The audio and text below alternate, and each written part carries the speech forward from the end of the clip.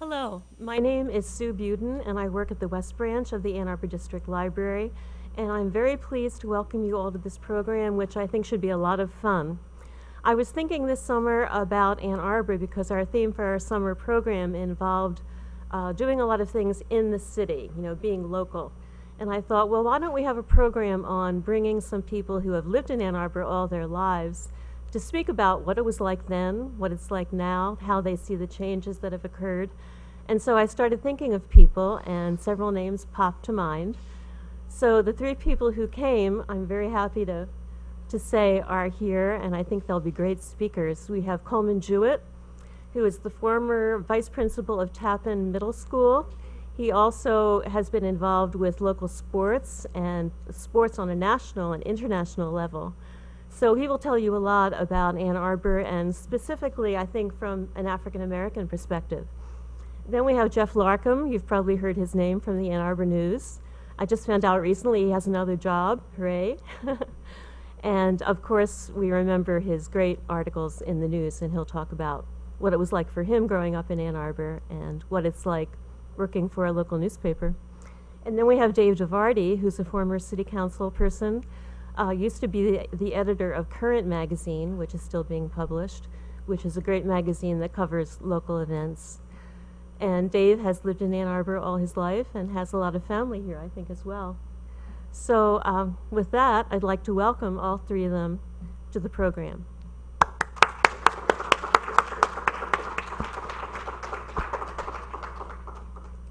Well, I'll go first, and we'll take you back in time, and then Dave will go second, and we'll top it off with Coleman. Thinking about Ann Arbor, I'll go through some of the memories and some of the changes and some of the things which thankfully haven't changed. What strikes me most about Ann Arbor, my childhood memories are the sort of neighborhood feel we used to have around Ann Arbor, and I see that as having persisted in some neighborhoods, but not all. I remember the Burns Park ice rink as a sixth grader, and they had ice rinks around town. The city used to actually freeze them. I think that was before global warming had set in. And these places were places of incredible romance. I remember cold winter nights with the snow falling around Burns Park, and trying to get my determination up to hold hands with my girlfriend, and I never quite did that. One time we were skating together, and she looked at me kind of shamefully, and I said, "What's the problem?" She said, "Hands." Oh, okay. And you don't see that. Burns Park was really a kind of neighborhood center, and that also held true for rinks at Veterans Park and at Almendinger Park. This was a time, and I grew up, I was born in 1958. I'm 51 years old now, so I grew up in the 60s and the early 70s. And one of the funny things I notice now among people who I grew up with is that we all remember what baseball team we played on around town. I could see anybody who was in my class, and I could say, "Oh, you played on Dan's Marathon," or "You played on Colonial Lanes." It was a time when there was sort of an interconnectedness among the kids, and what has changed is kids have spread out much more into kind of their own activities. They're going off to camp, where there was a real neighborhood feel, I recall. It seemed to me that when I grew up, and I went to Burns Park and then Tappan and Pioneer High School, that kids often went downtown more. We had kind of a sense of adventure, and we were always tootling into downtown after school. I remember a place called Middle Earth on State Street. This was before Middle Earth hit South University, and Middle Earth and State Street had all sorts of cool paraphernalia that reflected the 60s.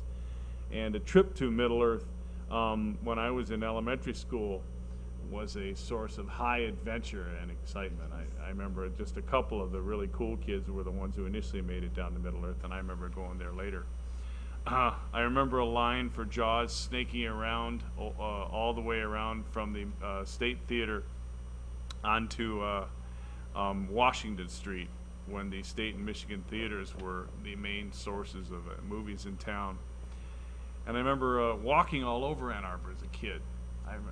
kind of fearlessly. I particularly remember going to old hockey games at the Coliseum, which is located on Hill Street, and I lived over by Tappan, and I would routinely walk those, and I just don't see kids walking anywhere.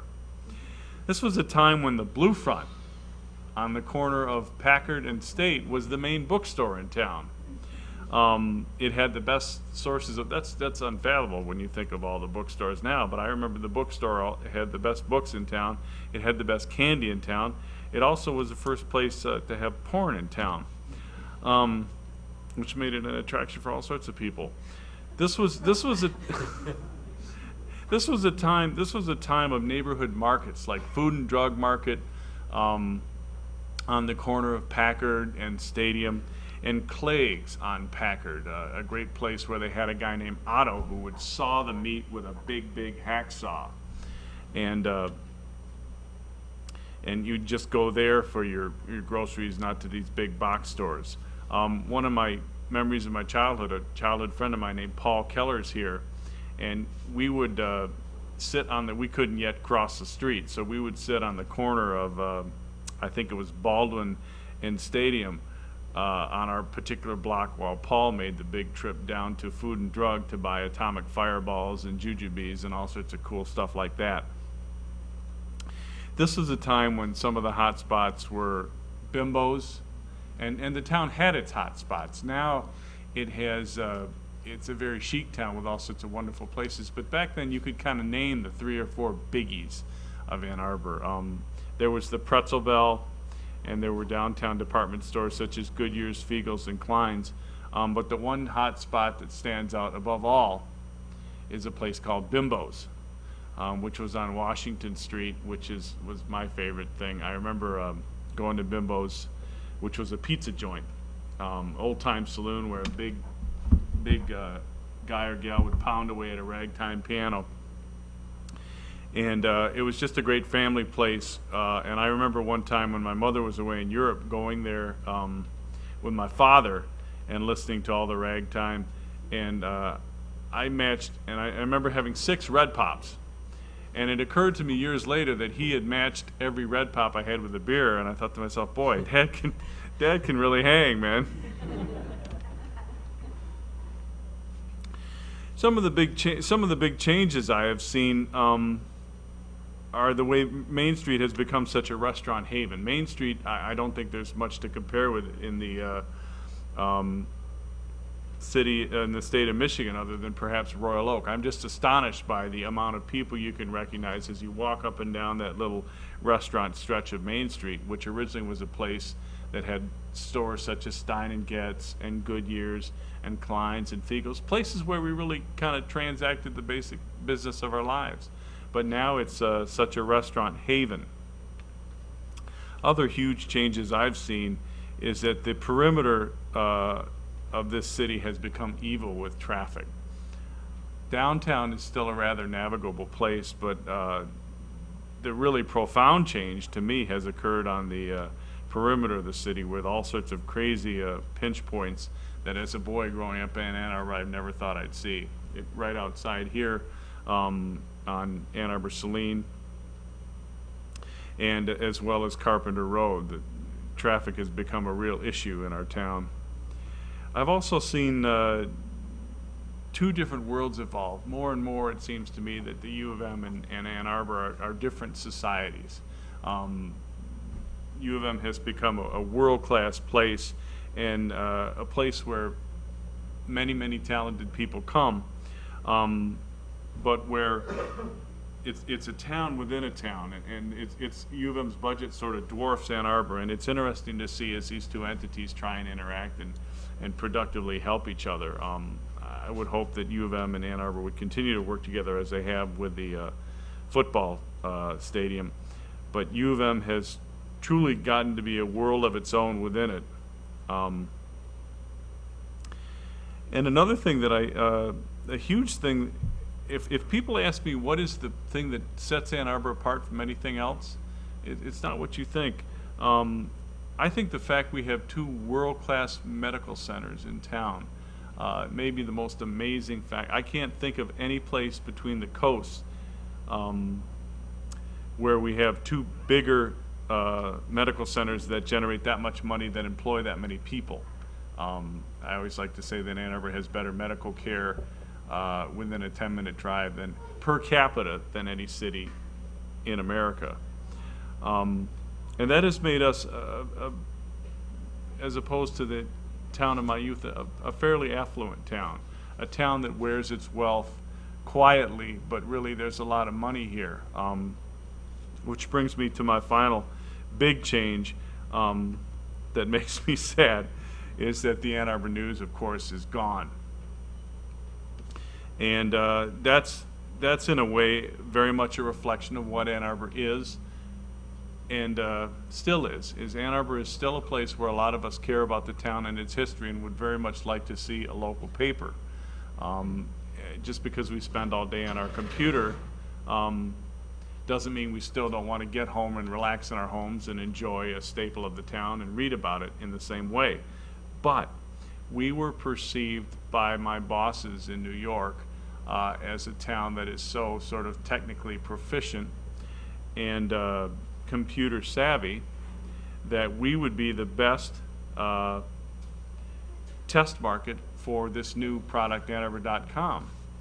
Thus, Ann Arbor became, and I love to say this, I don't know why, this is just one of those sentences that kind of rolls off the tongue.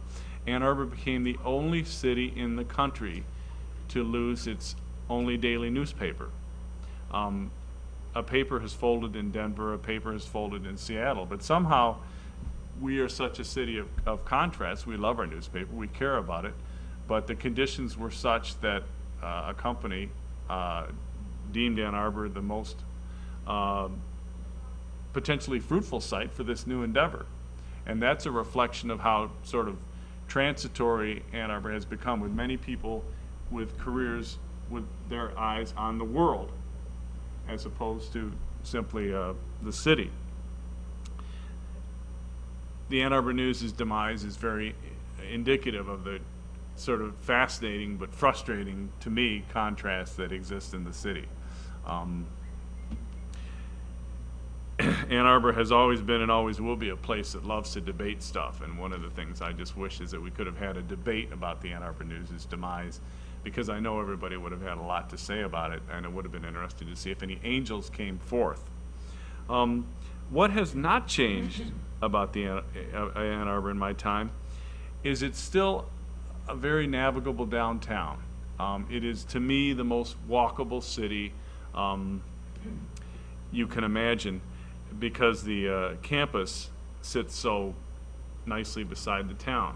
I was in a fellowship of people from around the world the last academic year, and the one thing that impressed all of them more than anything else, they wanted a good grocery store downtown. That made them frustrated. But the one thing that impressed them more than anything was just how you could just walk around the downtown and enjoy it all so much.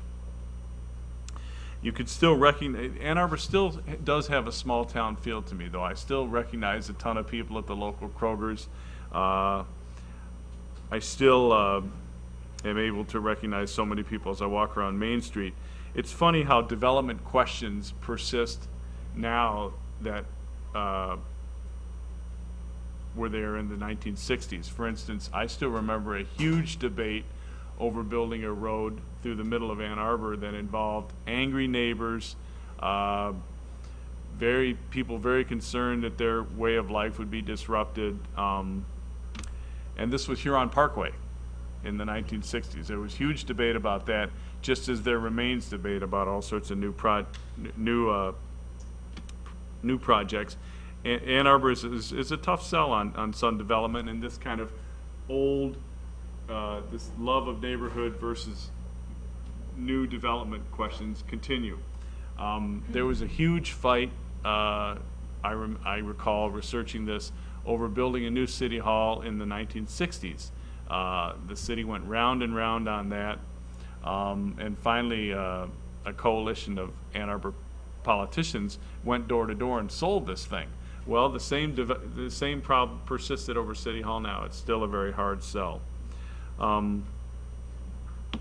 So those questions, and we still haven't figured out what the heck to do with Geddes Road. Finally, one other thing that it hasn't changed about Ann Arbor that's very comfortable is you can still talk to Coleman Jewett every Saturday morning at the farmers market, and that's to me a source of continuing comfort, as I'm sure it is to all of you. Thank you, Okay. Jeff.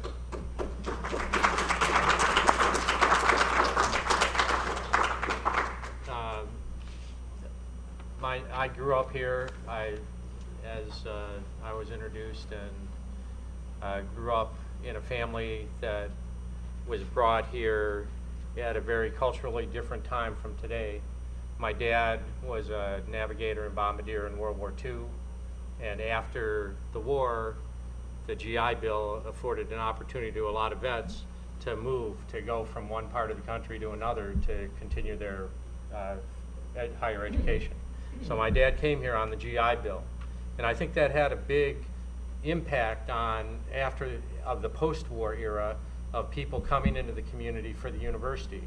And it was just one aspect of the university's great influence on this community but it also had to do with national policy at the time to give the vets an opportunity to do something and to reintegrate them into our society in very productive ways by putting them into post-secondary education. So my dad, his best buddy came here after the war. My dad was back in New Jersey working at the Remington Arms Factory, and his best buddy, who had grown up in southern Connecticut with him, came here on the GI Bill as well and went to school at the School of Engineering. Called my dad up, said, "Dom, come on out. There's free education, school, and lots of girls." My dad says the way he told it, he caught the next train. My mom grew up here in the area. She actually grew up in Monroe and Pontiac areas, and then moved here and went to high school here.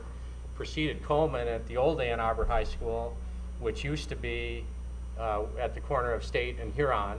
Graduated in 1945, I believe. So it was kind of the marriage of the local and the national, and I think that was partly because of the university. I think the university still does that, and it does it on a grander scale now, an international scale. It really brings people from all over the world to the community, and it allows us the opportunity as community members to interact, to grow, to marry, to create an international family. And I think that's something that happened after World War II, and I think continues to happen now. As I said, it was a culturally different time. Many families had one working parent, as my family did, almost always the father. There were far fewer cars, very few. Now I drive by Pioneer High School and look at how many cars are parked in the parking lot, and I'm amazed. And it's not all for the park and ride lot either. The cars parked for the students at the high school far dwarf the cars parked for the park and ride lot. And we didn't have a park and ride lot back when I was in high school there, but there were very few cars in that lot. And the cars that kids drove when they were seniors were 5-year-old Dodge Darts, Ford Falcons, Mustangs, things like that. And I mentioned those 3 vehicles because I had 3 of my best buddies in high school who had those 3 cars when they were seniors. And among our whole circle of friends, those were the only 3 cars, and they had been in their family for several years. They didn't just go out and buy them. Most kids that I knew growing up didn't have scheduled days that also scheduled the Parents' Day, as I found out now. No after-school soccer leagues. No, there were some little league teams, as Jeff mentioned, but there were no dance classes. The circle I grew up in didn't all go to summer camp. If kids did go to summer camp, it was 2 weeks at the Y camp. So we had our summers to ourselves. We had our afternoons to ourselves, and it meant that culturally we had to become very self-reliant in creative activities. We didn't have Wiis and PlayStations and computers. Broadcast TV was limited to mostly 3 channels, but since we're close to Canada, 4 channels. And and that's what was Channel 9 then, and I think on cable it's 99. They still have the best hockey coverage on TV. But and in the summers it was all reruns. There were no, so summers, why do you want to watch the same old Gilligan's Island shows over when you've got the whole city, the whole world, and the city was our world. So culturally it was a really wonderful time to grow up, I believe. We had wonderful, as Jeff said, a sense of neighborhood. The friends, it was like Bill Cosby's neighborhood, with all of the, Fat Albert and all of the kids that he talks about in his comedy routines. Those were his neighbors. Those were his friends. Those were his people that he ran around with, the kids he ran around with. It was like the Our Gang TV show back in the 50s or whenever that started. But that's what our neighborhoods were like. What did we do with all that time? We had just so much time in front of us. I mean, there's some high school students here. I'm just wondering if they were confronted with that time, what would you do with it? Maybe some of you are. We had to really be creative. Most of us got around by foot or by bicycle. As I always tell my son and my daughter, I never got rides to school. When it was raining, I couldn't call up my parents and say, it's raining out, can you come and pick me up? It wasn't like that. So we just had to tough it out. There were many days when I grew up in the Burns Park neighborhood, went to Burns Park, Tappan, and I was at Ann Arbor High School when it became Pioneer and Huron. My junior year, we were on a split schedule with the Huron kids in the morning, the Pioneer kids, or the Pioneer in the morning, Huron in the afternoon. My senior year, we were in 2 separate buildings.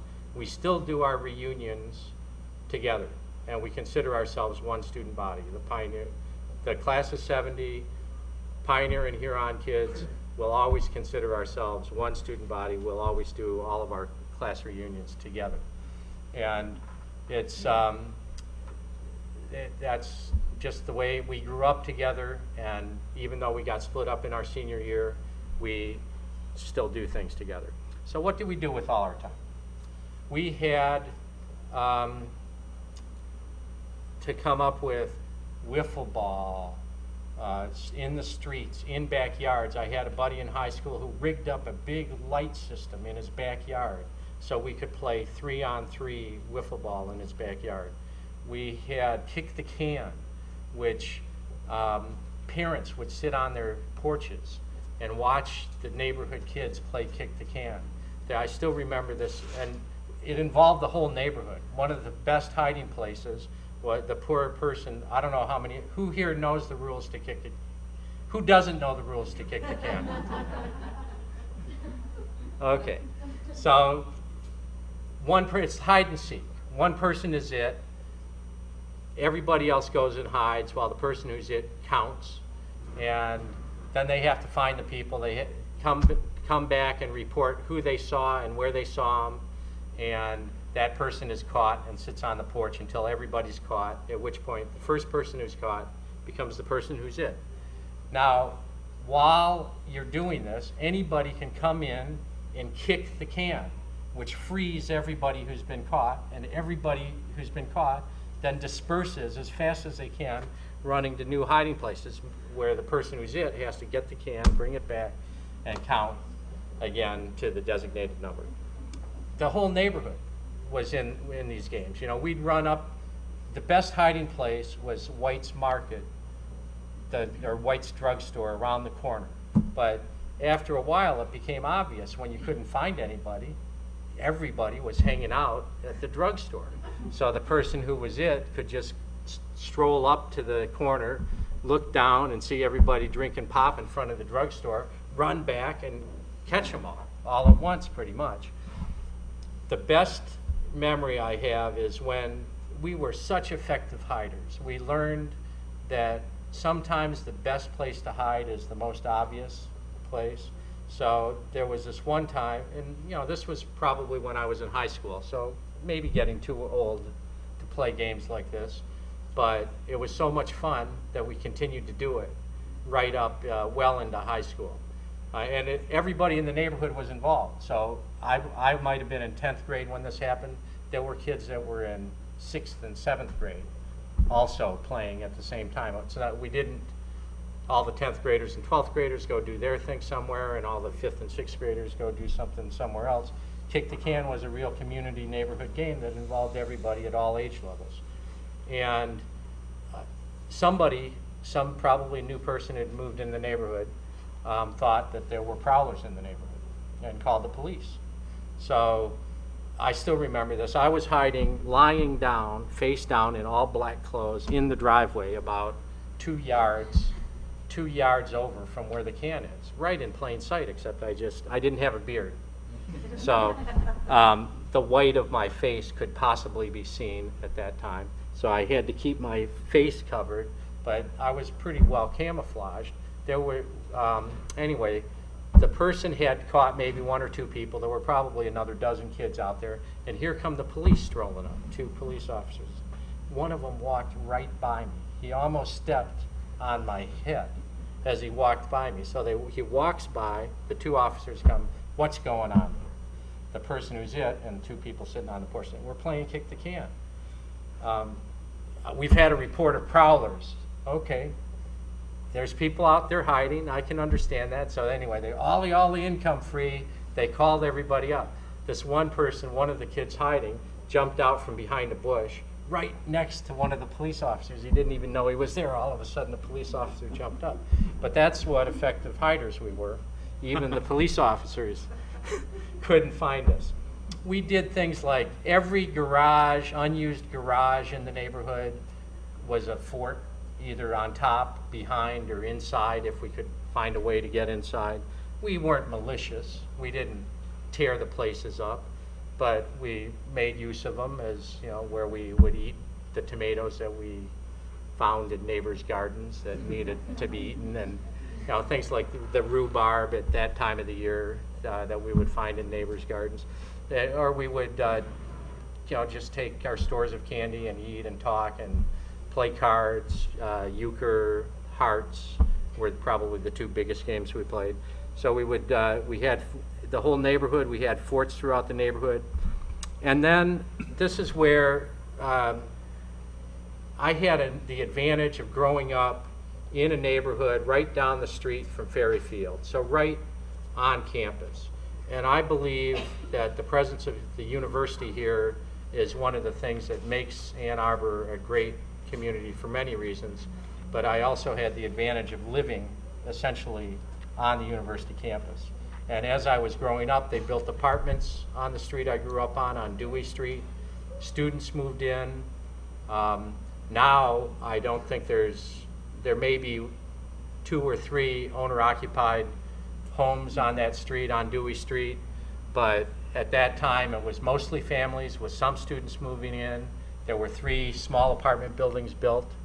Actually, that's another, that leads into another story that I have about the interaction. Not only happens with the university buildings and what's going on university, but between the people that are here for the university, the students and the community members.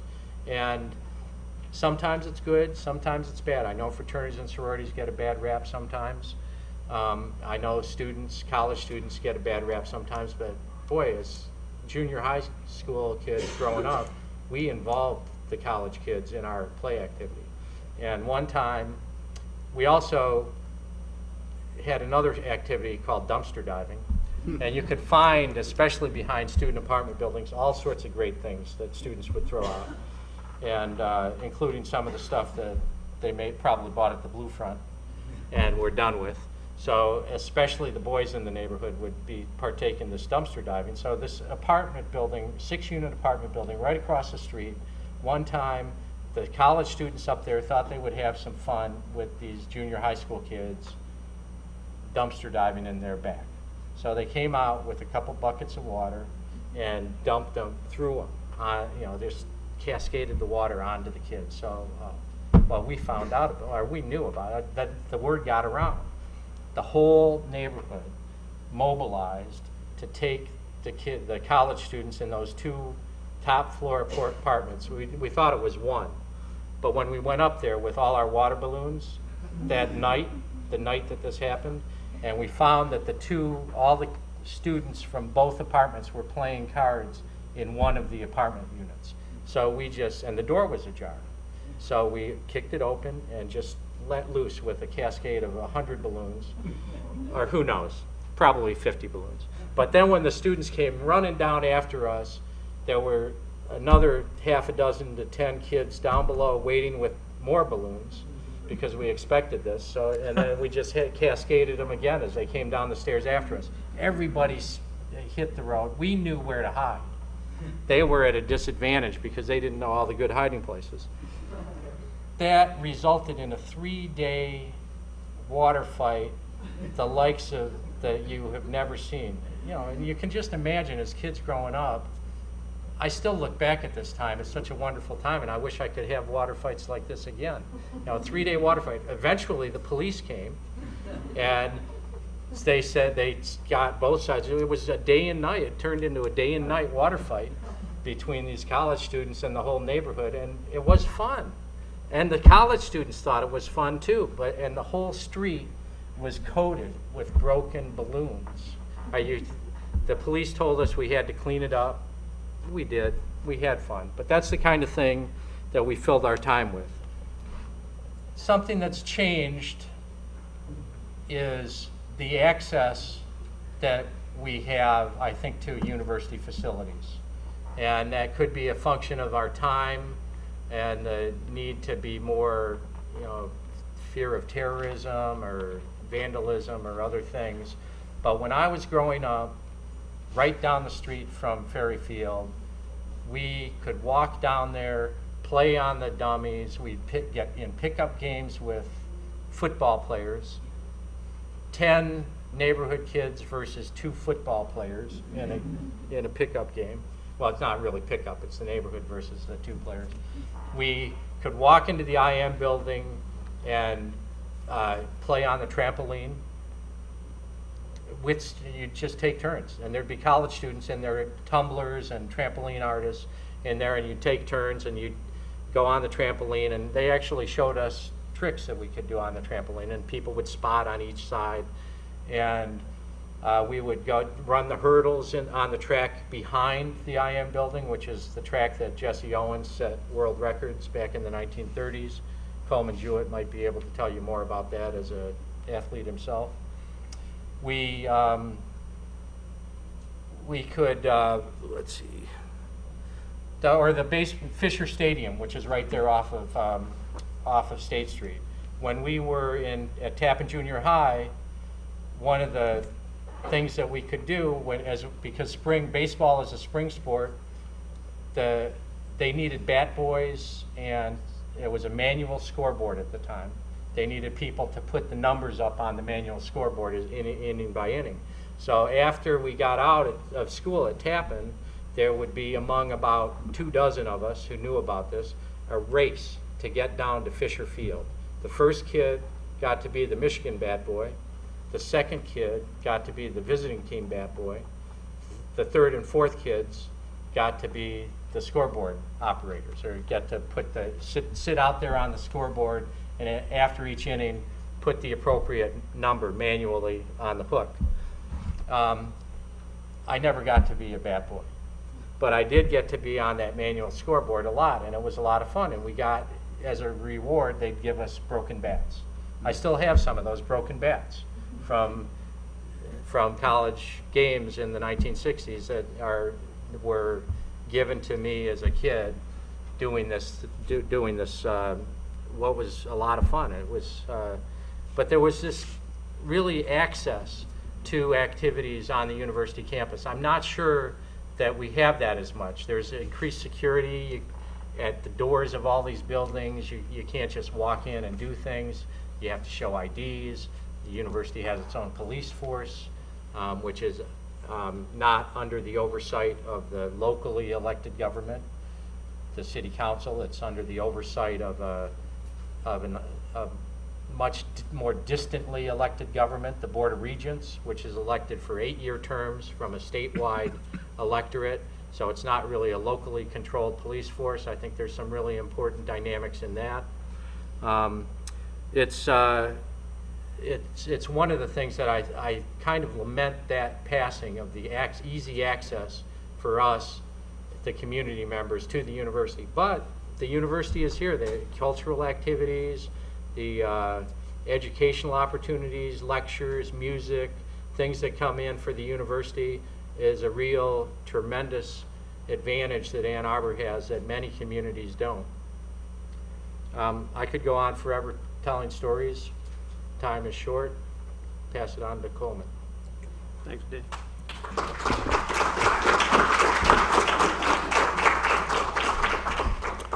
I'm a Townie. I was born in Ann Arbor in December 28, 1934, Friday at 6:08 in the morning. And when 608 hit in the lottery last time, I won a lot of money on that, playing 608, okay. I started reading when I was about 2 and a half because my folks figured I better know how to read when I got to school. And I've got a chance to go to kindergarten, so whenever I give talks at the schools now, I always go and see what the kindergartners are doing there, and they're working on computers now. Whoa, it's amazing.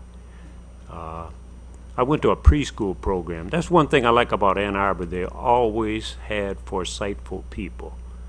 I went to a preschool program in 1938. I would have been 4 years old at Max School. Of course, I could read already, so it was redundant. When it came time to go to kindergarten at Old Jones School, which is now Community High, I could read, so they just stuck me in first grade and zipped right through there. When I go to talk at Community High, the community high school kids, they may have purple hair and the whole 9 yards, but they listen up very well. I'm glad to see young people here. That's good. Get an early start. That's what my folks always told me.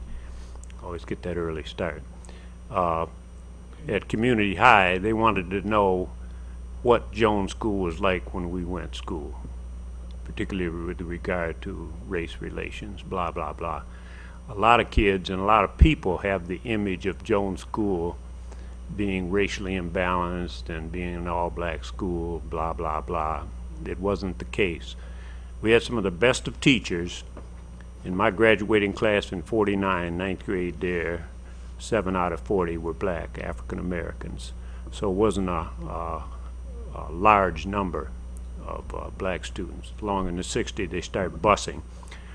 They were very, in 1952, when old Tappan opened, when the present Tappan opened, Gene Mabee was the principal there. It was 6.8% African Americans there in 1952. In other words, Ann Arbor, before they were forced to integrate, were looking for that and did an excellent job in that area. Gene Mabee was one of the finest teachers. Jeff can probably remember that. Mm-hmm. Let's see, what else? Sports. We used to play every sport you could think of. Of course, they had a river you could swim in. I wouldn't want to swim in there now. You could have a swimming meet in the Huron River. Would that be interesting? Whoa. Some lady swam the river, didn't she? Not long ago. I wouldn't want to try that now. Okay, games. We used to play the dozens a lot, yeah. A lot of people don't know what that is. Okay. It was a game you played where you talked about people's parentage and one thing and another. That taught me how to run very fast, too. And I remember up on Cedar Bend Drive, they had a cherry orchard up there. There were a lot of fruit trees when we grew up as kids. There was a cherry orchard up there, and there was a fence that was 5 foot above the ground. And I learned to jump that fence early when the farmer caught us raiding the cherries. you had to jump over the fence to get away, and I knew where the little anthill was that you used to launch yourself. That won me a couple of high jumping championships later on in track and field because you had to clear a barbed wire fence. And we didn't do the Fosbury flop, we did the Western roll. And if anybody knows about anatomy, when you go over the bar in the Western roll, bad things could happen. So that was a real motivator. Boxing. I remember coming up, you know, too many, what's this guy got in trouble just recently, the baseball player? Baseball players and football players, they shouldn't be role models. Charles Barkley came right out and said, and Bill Russell always said, your parents should be your role models. And coming up, they were. I like Jack Johnson because he used to knock people out, and I used to love to knock people out. And that won me a Golden Glove title. And I was an equal opportunity employer. I mean, it wasn't just knocking out other people, you know. That was fun. Okay. I don't know what I'm going to do next. I'll be 75 this year. Like Mickey Mantle said, if I was going to live this long, I'd be taking better care of myself.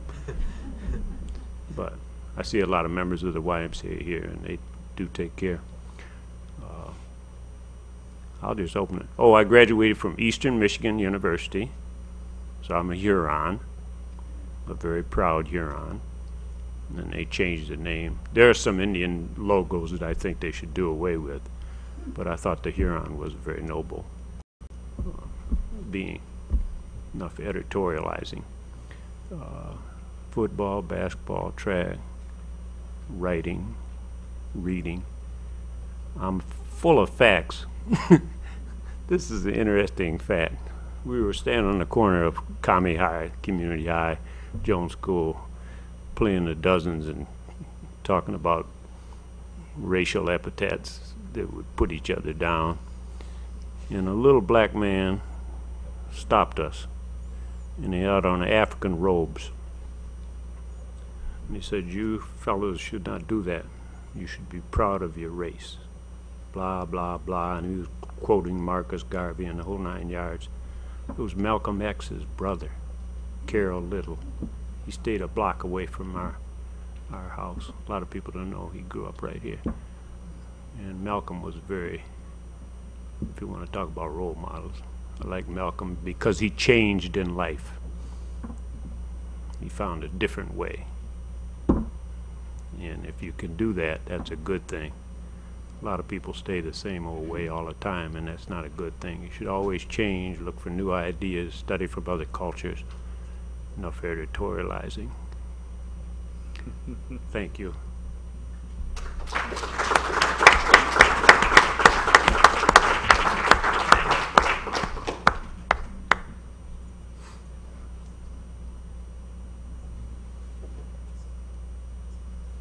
Go ahead. Can you offer any input? I was. Just a second, I need to get this mic on. Well, I have my hand up, but I'll do that.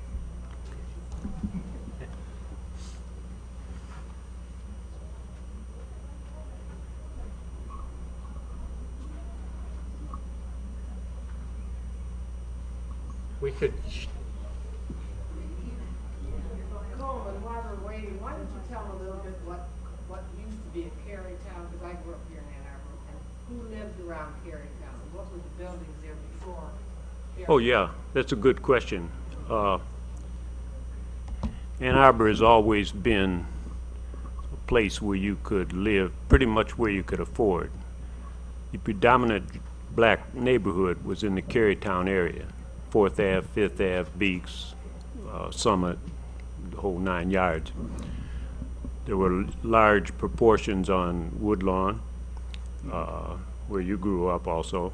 No, Hoover Street Hoover. was not black at all, it was German. That's right. Just repeat what you said. I said That Hoover. came up. That came Hoover on Street later. Mm-hmm. It was not integrated at all. It was German people there when my father bought the house, Right. and he had to buy it through a Caucasian man. That's right. Yeah. And so we were the only black family on Hoover Street. That's right. And then when my And so there were a few people on Woodlawn, but the main section was down there by Carytown. Remember That's- the old stable was down, the milk depot was down there. hey, Yeah. Actually, I want to agree with Coleman, because when I grew up on Dewey, which was parallel to and next to Woodlawn. When I was growing up, there was one Caucasian family on Woodlawn. Every other family was African American.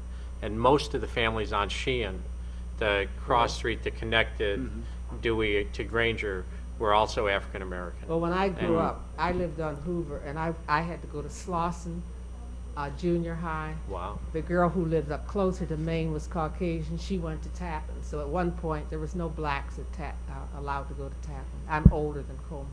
That's and right. I grew up in Ann Arbor. And I know By just a tad. You're right. When I came up, 10, 11 years old, it had started to integrate more. Also, on, let's see, Woodlawn, Green, the whole 9 yards, there were other areas where it was spotted. I think that Al Wheeler in the fair housing ordinance, blah, blah, blah, I think that was a good thing for the most part, but I was always one that I liked that neighborhood. When they came along, the Democrats and the Republicans got in bed together and they wanted to come through with urban renewal, which meant Negro removal. What it meant was they moved all the Negroes out to other places. They would have come through that Carytown area and destroyed it and put in a throughway. A Republican conservative mayor boycotted that, or vetoed that, and had that gone down, that would have been, think of what you got down there in that Carytown area now. It's a gold mine, you know. Right. But these people, all of them looking to, you know, Negro removal, remove you, take you out of there. Well, And Reverend Carpenter and Walt Wycliffe and my father and Charlie Baker and all those people said no, And I don't think Al Wheeler ever set foot on Wheeler Park. That's just editorialized. The other man mentioned the park. Wheeler Park is where we had ice skating, and the city of Ann Arbor provided ice skates for people, you know, city people. Right, though. And that was mainly black kids that went down ice skating. But Yeah. what was the name of that park, man? It was Summit. The summit, yeah. Yeah, I was. Also, up on campus, we used to have a little gang on Sunday, and we would go up on campus and go in the Rackham building, and the guard would try to catch us. We'd get on the elevator and go up on, and the bell tower, we could go up in there. That was sort of, you can't, like you say, you can't do any of that. Yeah, but that whole neighborhood is gone now. It's Sorry. no longer here. Excuse me, could you repeat your question? It was this gentleman over here. Who had the first question? Was it you? Right here. I have no question, I just have a little input. Coleman was born and raised in the higher income area. I was born and raised in Lower Town, which is Wall Street. I'm 80 years old. I used to swim in the Argo Pond without any clothes on. Used to be a swimming beach for the city of Ann Arbor. Used to fish for bluegills below the Broadway Bridge. Had a group of guys that we used to put pennies, I still got one today, on the railroad. The train would run over it, and you'd flatten out the penny. One of the kids got a bright idea, and he put a spike on it. Oh. That train ended up in the Gandy Dancer, which is Gandy Dancer now. Ended up inside there. Well, of course, I never seen the kid again after that. But there was 2 hobos killed and a lot of damage. The other thing I really remember is a circus train coming in and unloading down there and going out to Packard Street. Well, I ran away with that circus for one whole day. Went out there, carried water, and I said, the hell with this. Went all the way back to Packard. How'd I find my way back home? Well, I rode that circus wagon, and there was elephant things dropping in the road. And I could track them all the way back down. The other thing was the football days. The trains would come in and unload. Well, we were playing West Point. One of the people that were playing on the team happened to graduate from Ann Arbor High School. His name was Waterhouse. Doc Blanchard. Well, anyway, they brought in 3 trains of cadets. They got out of that train, went and gathered in front of the old railroad station, walked up that brick road all the way up through State.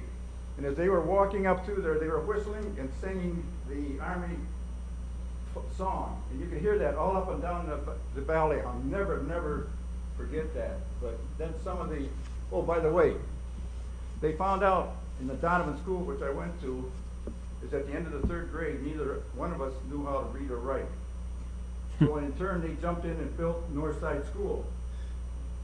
That happened to be a dirt road from Pontiac Street out north.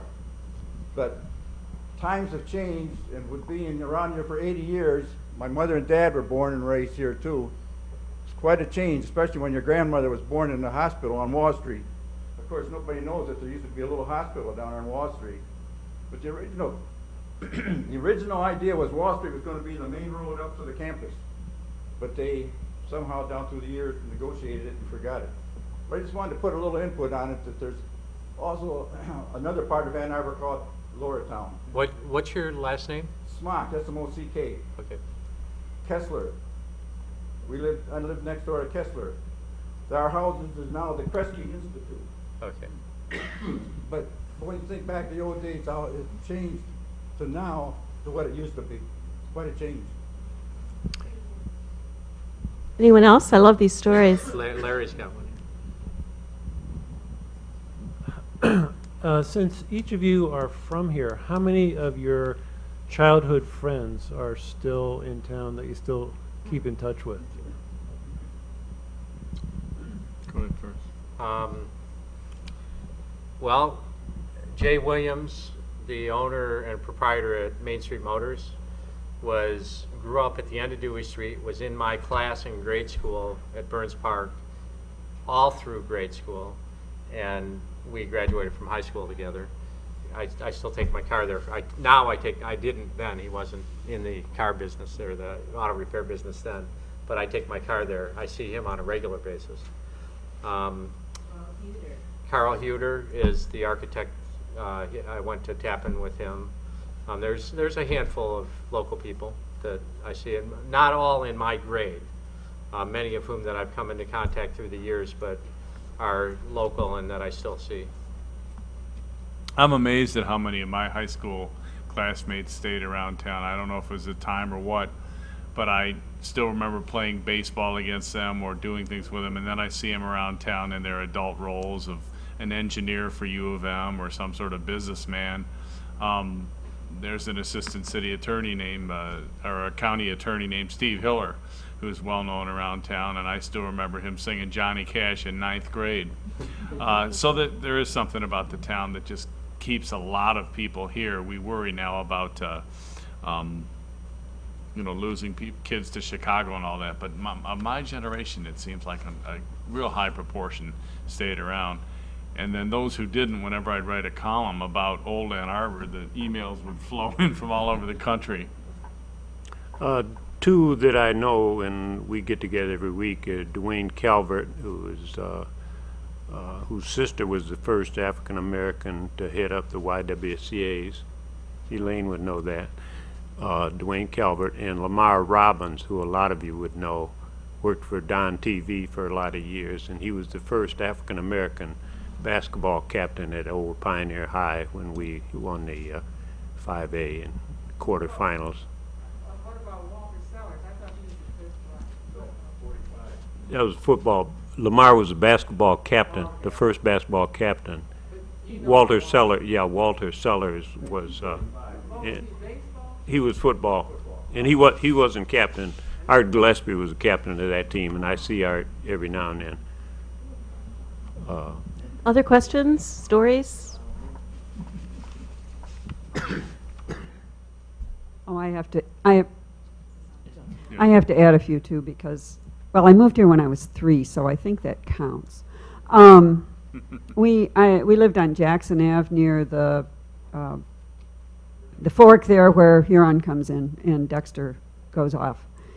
And I can remember a time that the circus came to town and came in on the train down by where the Gandy Dancer is now. But they had to get the circus animals to the fairgrounds, which now is Vets Park, and so they walked the elephants up Jackson Avenue, and then at the end of the circus walked them back down again. It was like having our own private parade, and that was pretty cool.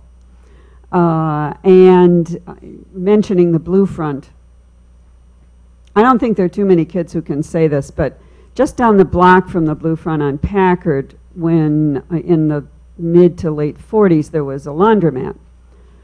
And when my mom didn't want to, do the ringer thing at home, we would go to the laundromat. We drove by there yesterday, and I think it's some kind of a video game store now. But the big thing for me was to go to the Blue Front and get a fudgesicle and a comic book. And the Blue Front is the very first place that I was ever allowed to go all by myself with my dime to make a retail purchase. And then it changed a little after that. So.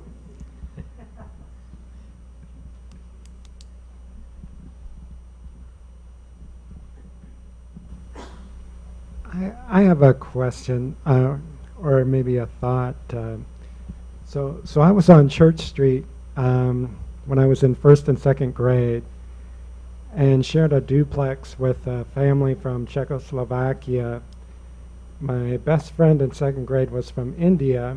There was somebody down the street, a playmate from Baghdad. I didn't know what Baghdad. I just thought that sounded pretty exotic, And I was just wondering if you guys, or everyone here, kind of realized that the impact of the international flavor that was out there. You didn't really know, you kind of accepted it until you got a little bit older, and then you realized that other people didn't have that feeling. And there was also somebody down the block from Hungary, and said that they weren't welcome, or the father wasn't welcome in Dearborn, and the mayor was racist or something. I was in second grade. I didn't really understand that, but I was just wondering if you guys thought about that later when you got older and ran into other people, maybe from the Midwest, who weren't exposed to those kind of situations.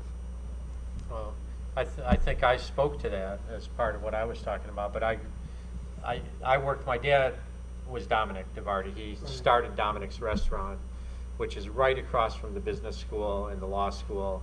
And at that time, in the 60s, the art school was kitty corner across. So a lot of international students would especially go to graduate programs at the law school and the business school.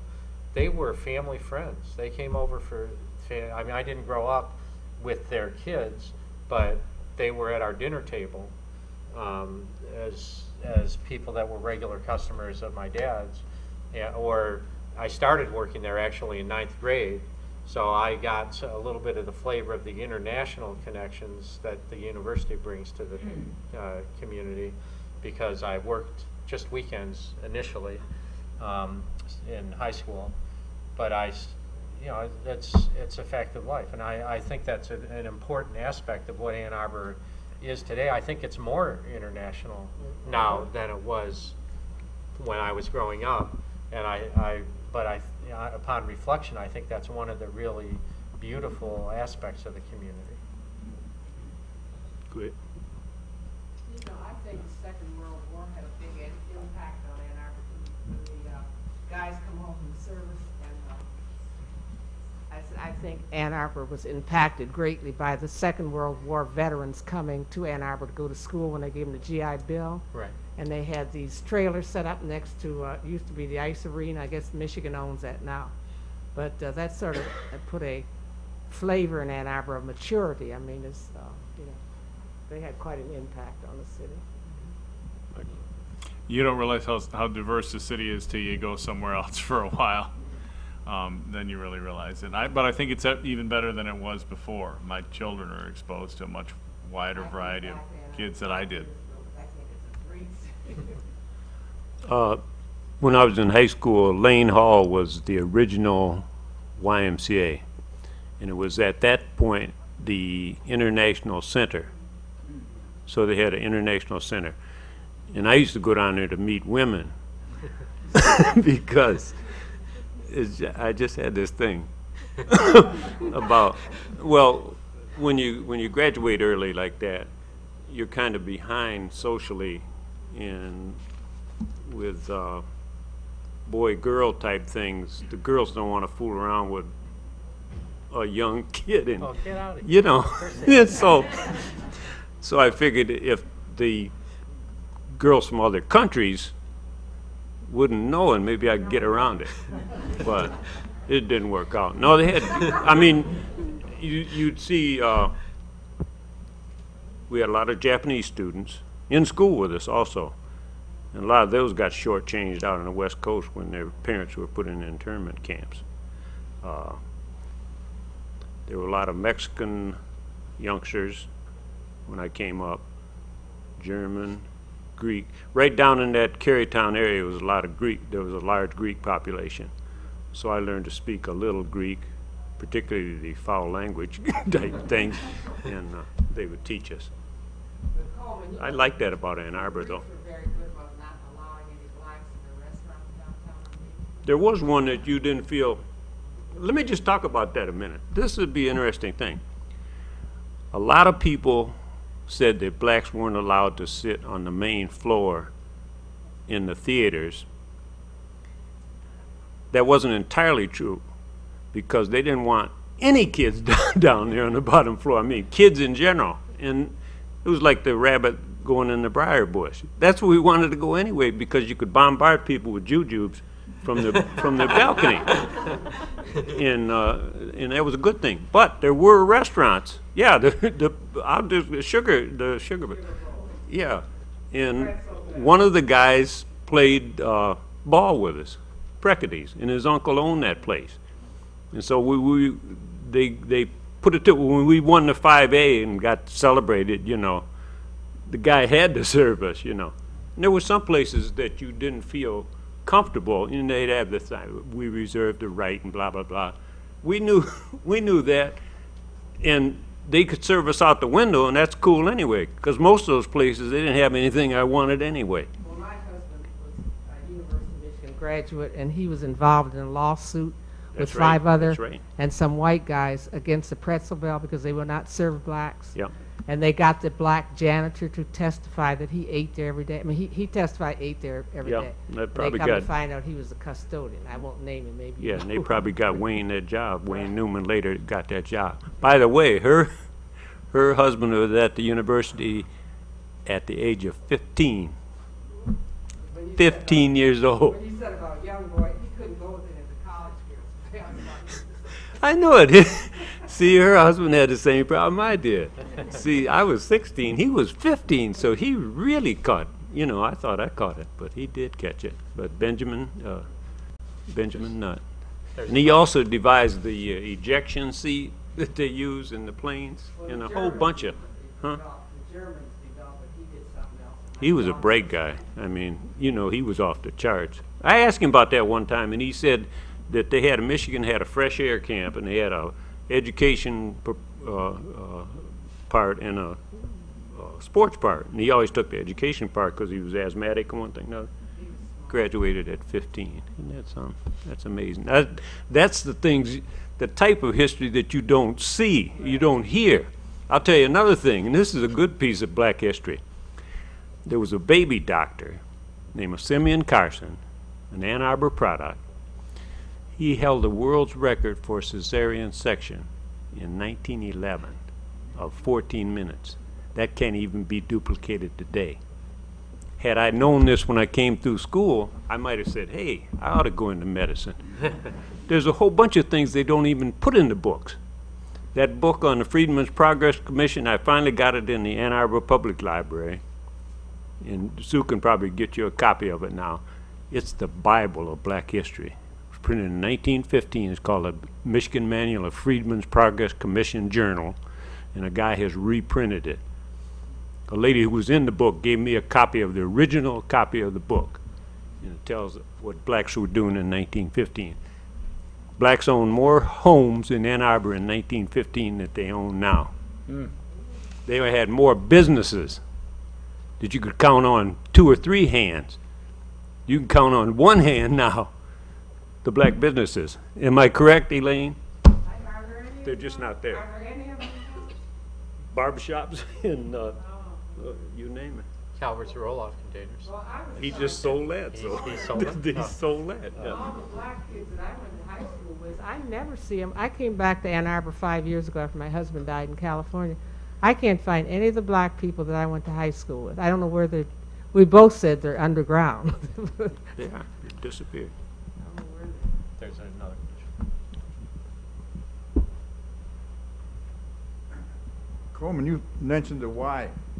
The first Y on 4th Street, That was the Had- second Y, second Y, had the only swimming pool in Ann Arbor. fourth there. Yeah, it was 20 yards long. Yeah, It was right. like a You big had to swim bathtub. without any clothes on. Yeah, it was in. Everybody was, well, males, all males are all. But that was the only swimming pool in Ann Arbor. Look That at was the ones it. they got around now. Well, the original Tappan on Well Street has a pool underneath the kindergarten area. People don't know that either. It wasn't used. That though, was was that it? was planned as a pool. No, it never got utilized. But it's underneath the kindergarten section. And I disagree The old with- Tappan. I disagree with you. At 8 years old, living on in Lower Town, I had a black girlfriend. Yes, indeed. Yes, indeed. Yeah. There's one in the back. Sue. What was it like in high school during when you were living in Ann Arbor? Like, what was the atmosphere like? What did you do for fun? Where did you go with your friends? When I grew up, it was in the 60s. I graduated in 1970. There was a lot of social ferment at the time. Anti-war protests, activism. When I was a sophomore, when I was in high school, 10th grade was the first year we were in the building at Pioneer. So you come in as a sophomore. When I started my sophomore year, girls weren't allowed to wear jeans. They had to wear skirts and dresses. Within a month or so of my 10th grade year, we changed the dress code through student activism. Students really were upset about this kind of stuff, and we were operating in a context of broad social ferment as well. So it really made sense. And 3 months into my sophomore year, I could wear shorts, which I couldn't the first day. And part of it was motivated. There was a kid in high school who was a senior at the time. I think his name was Berge Donabedian. Had a beard and hair over his collar, and or certainly hair over his collar. You weren't supposed to have hair over your collar either. And some of the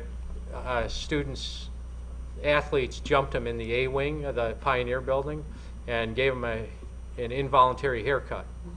So out of that, and that happened really early into my sophomore year, out of that came some student activism that really did away with the dress code.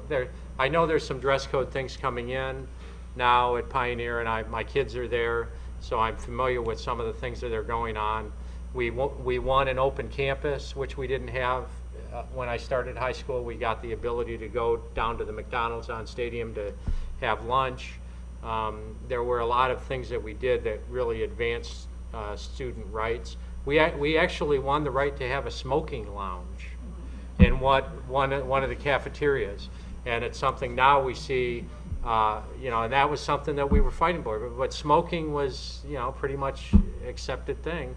I personally didn't smoke, but I fought for the right of my friends who were smokers to have a place to go smoke in the school, so they didn't, as adults. Soon after I graduated from high school, the voting age was lowered to 18. I still believe the most important learning experience I had in high school was helping to organize the first Earth Day teach-in, March 15th, 1970. Most of the country had their Earth Day on April 22nd, but because U of M was one of the first universities to go to a semester program that ended really at the end of April 22nd would be during finals. So at U of M, they organized a teach-in or an environmental teach-in for March 15th. And it happened at the Chrysler Arena, which at that point wasn't named Chrysler Arena. The original cast of Hair came to it, Gordon Lightfoot. We had a couple senators spoke at it. It was just a really, and then in each of the high schools, Huron was in its own building at that time, there were groups of high school students that organized essentially a week of environment-related activities. And now, we were teaching stuff about this global warming thing that's going on that people are just coming to recognize now. People were talking about it back then, but it was still meeting some resistance among people that had political reasons to deny that there were any problems with environmental things. So anyway, that was my high school. I hope that all the high school students here have the opportunity to do things like this, to organize something that's your own thing that you can take ownership of. And I hope that that's an opportunity that you get at some point in your high school careers. One thing, the Vietnam War produced so much tumult around town. I went through junior high and high school kind of at the tail end of that, but it really produced a restless time in the schools. When I went to Tappan in the early 70s, any trip to the bathroom was a true adventure. You never knew what people you'd encounter there. And then just in the space of a couple years, the schools became very safe again. I remember they had, at Pioneer High School in the early 70s, they had no bathroom stalls because everybody would smoke in there. And then when my son first started going to Pioneer, much later, I said, I got to go give this school the bathroom stall test. So I went in there, and sure enough, they had stalls, and everything was much safer. Two of the places we used to always go in high school was we'd go to the McDonald's, which is now where Lewis Jewelers is, on Stadium, and I remember ordering 12-cent hamburgers there when it had the golden arches. I also remember going to the Michigan Union, which years ago had a bowling alley there, and we'd hang out at the bowling alley. That bowling alley is now a computer center full of state-of-the-art Apple computers, which is sort of a statement on where we are today, much different times. We spent a lot of time in clubs. They had about a gazillion clubs. And there was always dances going on. They had a dance at the Y, they had dances at noon. We played sports, so one of the coaches decided we weren't supposed to dance because that would create whatever, Injuries. And that was a bummer, But there was a lot of clubs, and when I got to Tappan, he was in my first class I got there. And he mentioned the safety thing. That's because I got there, Didn't we? Because we devised a lot of clubs. Instead, we had a club called biking, hiking, and whatever. Just everybody came in. And you felt comfortable in there because you didn't have to fight. Because I told, hey, here's one. This black mother and her son came in to talk with me one day about her son enrolling at Tappan. She wanted him in regular program, no special, no counselors, nothing. They want him in. So I asked the boy, I said, what gets you upset? He said, well, if somebody steps on my blue suede shoes or calls my mother a name, and one thing or another, I'm going to punch their lights out. I said, here's the deal, Jim. I said, if somebody offends you, you come see me. You have my permission to leave class, leave the playground, wherever. You come see me, and if I don't do anything about it, then you can beat me up. He said, that's a good deal, Mr. Jewett. I said, there's two things you fight for. One is self-defense, and one is if you get paid. And as soon as he got his first paycheck in his belt, he brought it down to the market there, James Tony, huh? And you can go down and see Sherry Tony and ask her. And I didn't tell him in those actual words. We used the ghetto. I went back to my Ebonics days and told him. But we took a lot of them through there. Arbor, same way. We had Arbor in school. Did you have Ebonics up here in Ann Arbor? King's School, they had a thing, blah, blah, blah. I don't even want to get into that. There was a question in the back. I don't know if that person still had the question.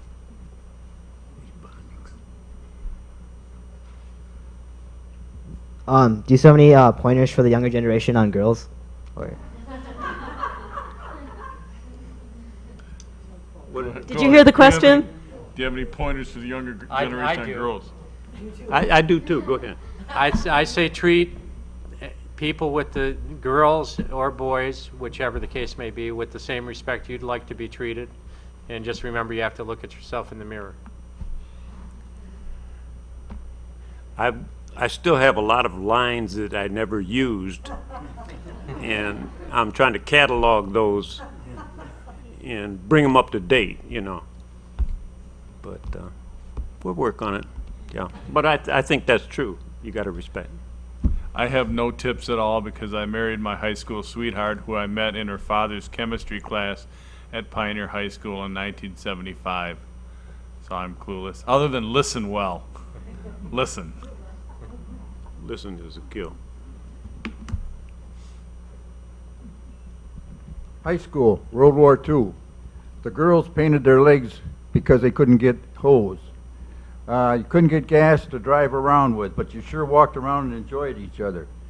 But you look around and look at the way we were then and now. It's mind-boggling, especially when you get 80 years old and you look back how much we've increased. But high school, boy, I wouldn't want to go back nowadays. They painted their legs? Whoa! Yeah, they used that brown paint and it rained and it'd streak. Yeah. Because they couldn't get nylon. Oh, yeah. Oh, yeah, the old seamless hoses. So I have one insight on your old neighborhood, Lowertown, which was so different then. Lowertown is now a very, very prized commodity by the University of Michigan, which is, of course, developing it as a corridor of its medical center. Extremely valuable real estate, and that was your neighborhood. And in studies that U of M has done, they refer to it as Lowertown, which is now, as you see with the Kresge Medical Center and other planned medical developments, radically changed. Just a microcosm of the town. The other thing I remember is 4th Avenue was an area where the black businesses flourished. And Ann. 4th and Ann. 4th and Ann. And Ann Street was the main street that Bob Seger sang about in his song, Down on Main Street. It wasn't our main street, it was Ann Street, which had places like the Brown Derby and Clint's Club and the like. Much different then. Yeah. Yep. Yep.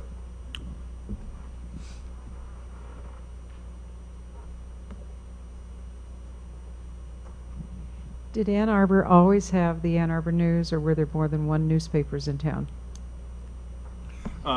The Ann Arbor News, we call it, at the Ann Arbor News, we somehow established that we had 174 years of history. And that kind of confused me. I researched all that, and the reality is that the Ann Arbor News as an entity started in 1936 with the building of the building now it's a skeleton, but the beautiful building on the corner of Huron and Division. That's when the Ann Arbor News came to be.